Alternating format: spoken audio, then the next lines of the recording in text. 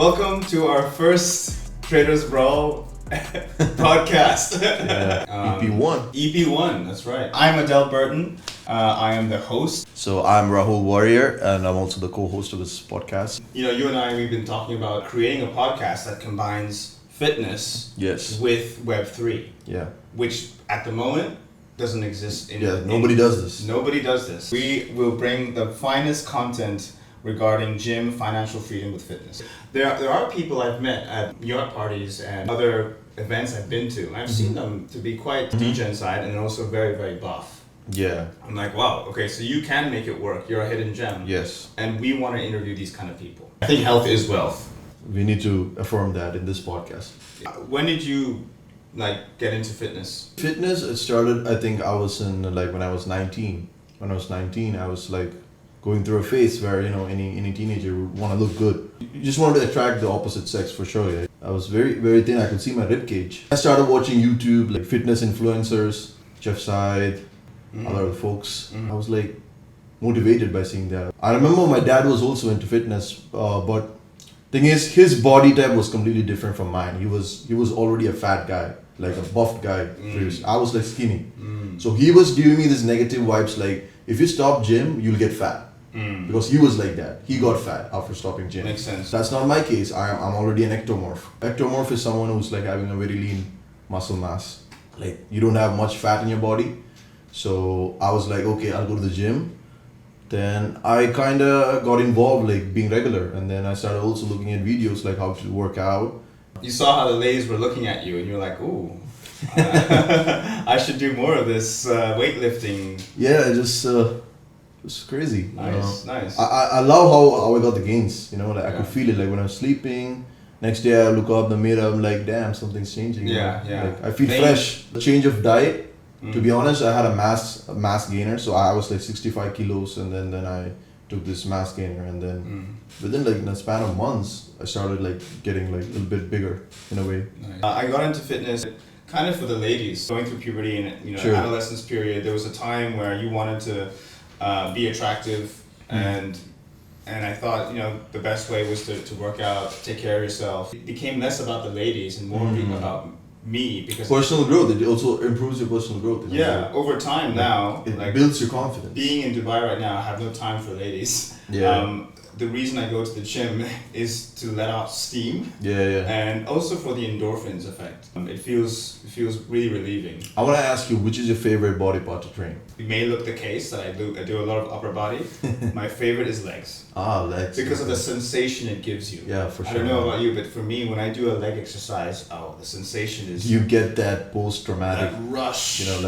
Wow. I can't describe it, but it feels really soothing. And you don't get that with any other thing. That's true. It actually, for men, it's actually a good booster for testosterone. Yeah. You do legs first, gives you testosterone, and then from there you can use that to do other upper body, whatever else you want to do. So you kind of have to trick your brain a bit. For me, my personal is basically back. I love working on back. Okay. Especially the deadlift and the get that V shape. I don't like lunges, to be honest. Lunges are worst. I'm not a fan of lunges myself. But it actually gives you the best results if you do lunges. Yeah. What would you say is an exercise or a muscle part that you are lacking the most in? Definitely my calves, man. If you have someone with huge height, like 6 feet and above are concerned. I wouldn't say it's huge, but still it's bigger than average. Yeah. They always have this issue with their legs. Calves don't grow much. To grow, they or else you need to be running. If you do marathons or sprints, I think naturally you will get. The thing about the calf muscle is you have to tiptoe in order to grow it. You have to tiptoe with a weight on your back. Yes. Or some form. And tiptoe is not my favorite thing to do. I like hamstring. Just lie down, lift it. Yeah. How would you define Web3? So Web3 is another evolution of the internet for me. So Web3 is about ownership. I would say it's ownership. Yeah. More ownership oriented. I mean, Web 1 was just read only on computer. Yes. Web 2 is read and write, so social media. Correct. Facebook, Instagram, all those kind of things you could post. And then Web 3 is about read, write, and own. You can actually own a piece of the internet or a piece of a collection or, Yes. And there's a fourth one coming, which is the metaverse. Yeah, I mean it's still Web3 related, but it's going beyond. So metaverse, I think is a place where I think we'll be fully, immersed, transcending.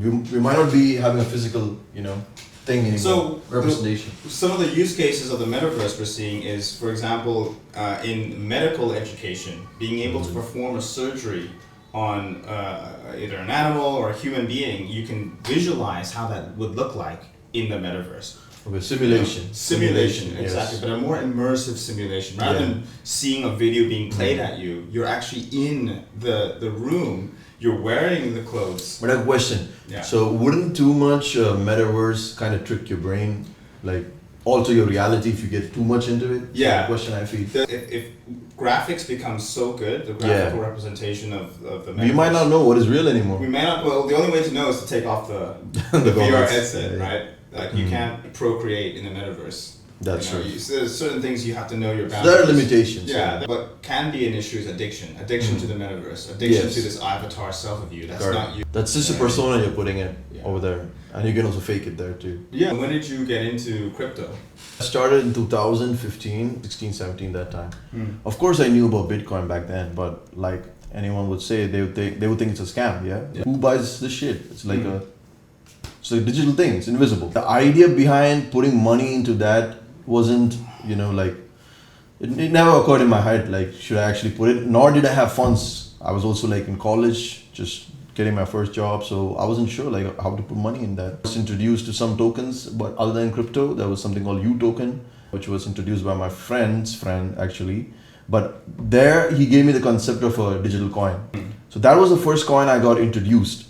But I have no clue whether the token exists now or was it a scam. It was something related to a coin released in Malaysia. So that time Bitcoin wasn't getting much traction either. So it was a long time back.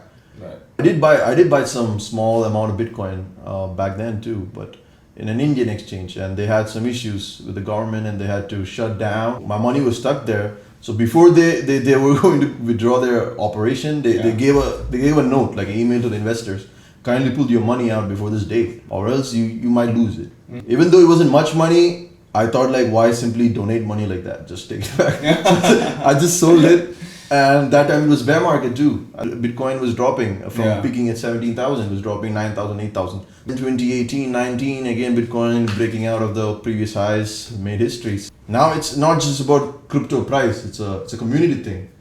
Back then, you just track crypto. You never know what's community, what's DAO, what's NFT, nothing. What we're seeing in the Web3 space is a lot of projects being about the community first, bringing value to the community, rather than just being a coin to hold and buy and sell and that's it. At the time, I actually got into crypto back in 2017. I created my first Coinbase account. I bought some Bitcoin at the time. I wasn't very serious. I remember it went from I think 10K to 20K and it crashed.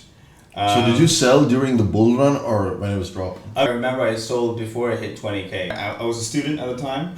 I know this is a thing we go through. How much should I put money into this? This is my first time trading. I just took it out. Revisited Bitcoin again in 2018 and then more again in 2020. When the pandemic hit, I bought it at 9K. Wow. I bought Ethereum at 600. I also bought XRP at 20 cents. When Bitcoin hit 68K, I didn't sell. Everyone was saying, "Oh, 100K. We hit 100K." Man. I did sell it when it crashed down to 40, and from there that was my crypto journey. So what made you decide to sell at 40? Did you see any technical analysis? You felt like this was the bottom, or just... I saw after 68, crash down to 50, crashing down to 40. This was it for me. I knew this is going to go lower. I could either hold for life, or I take some gains out and reinvest it afterwards. That's good. That's a good point. Yeah. Dollar cost averaging is a bit of a myth. You put money in even regardless if the price goes up. I think we should save that for when the price crashes. Dollar cost averaging at regular intervals, I think is bad in a bear market. Yeah. If it's just a dip, you can just get in anytime. Yeah. I think that was the rookie mistake I did. Yeah. I bought all the coins when BTC was 40, 50K. You know the effect the BTC has on the entire market, right? So when that drops, even like 10%, other coins dropped 40, 50. Yeah, all my coins had a suicide, like was on suicide, like just dead. So I kept dollar cost averaging maybe till July. Then I was like, okay, this is it. I'll wait for the ultimate bottom for Bitcoin. People were predicting 15K, but we never hit there. We're still rotating. Now I think Bitcoin has found some traction, like support. It's waiting for stock market to actually find its bottom. Yeah. So that they both can rise together, like they did previously. Yeah. The traditional system is you put money in a bank, you save up, and then, I mean, you can put money in stocks, etc. as well. Yeah. But the idea of saving money in a bank at such low interest rates, when you compare to the interest rates you can get when you stake, it just doesn't make sense to hold cash anymore. Yeah, the staking was a huge deal breaker actually. To not put money on the bank, just put it like, even if it's a stable coin, you can get USDT pairs like. True. And then there's things like dual investments that so many companies provide, like where it's like betting in a way. You bet whether the price goes up within this time, you get like this much returns on that. So it's like that. Yeah. This right here, this is a lean protein shake. Okay, sure. So this is ISO 000. So this is designed for lean. Okay. So as you can see here, look, carbs 0, sugar 0, fat 0. Protein 90 grams, right? So my question to you is, do you believe everything that's written here? Like, do you think that's authentic? That's a good question. Honestly, I believe in results. Okay, you see the results. I'm seeing results that I'm not actually building mass. I'm actually building lean. Lean muscle. And what's the protein gram like for 90 grams?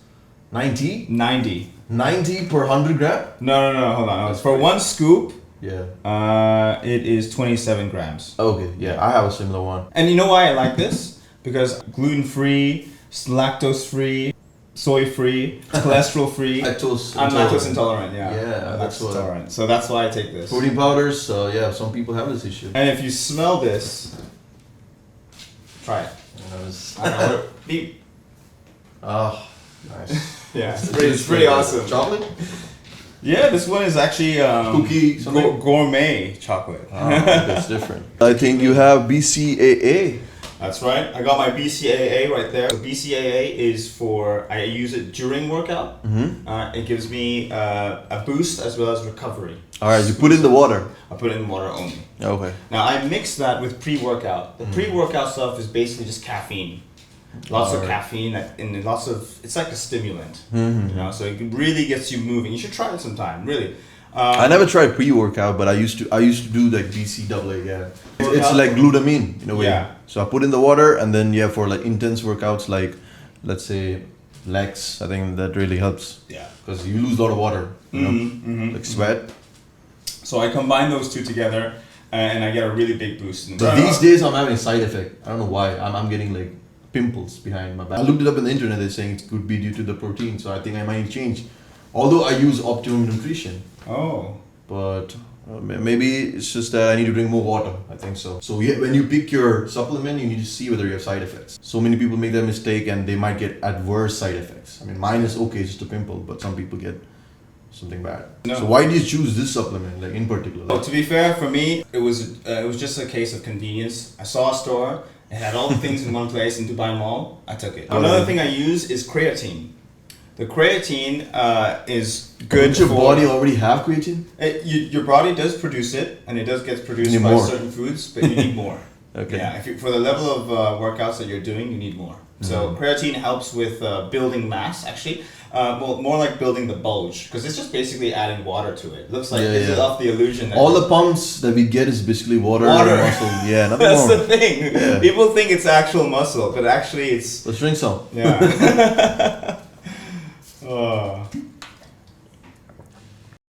This is the OG episode. Like, what do you think? I think this actually gives the audience a little bit a perspective about what we are. We already have a guest list of many speakers that are here that are interested in both gym and wealth. Yep. And they have made their money in wealth, and now they're focusing on health because they've already made their money. And those are the hidden gems we're looking to interview. Yes. On the channel, we plan to go to events. Yep. We also plan to interview them on the spot. People who are not necessarily into fitness as such, but or maybe people who have something interesting, like something out of the box. That's right. That pretty much concludes our first episode. Yes. How we will bring value, what we propose to do going forward. We have lots of content to produce. We have lots of events happening in Dubai, and this is what we aim to deliver. Amen to that. Amen to that. Yes. Cheers, brother. Cheers. Cheers to more. Cheers to more.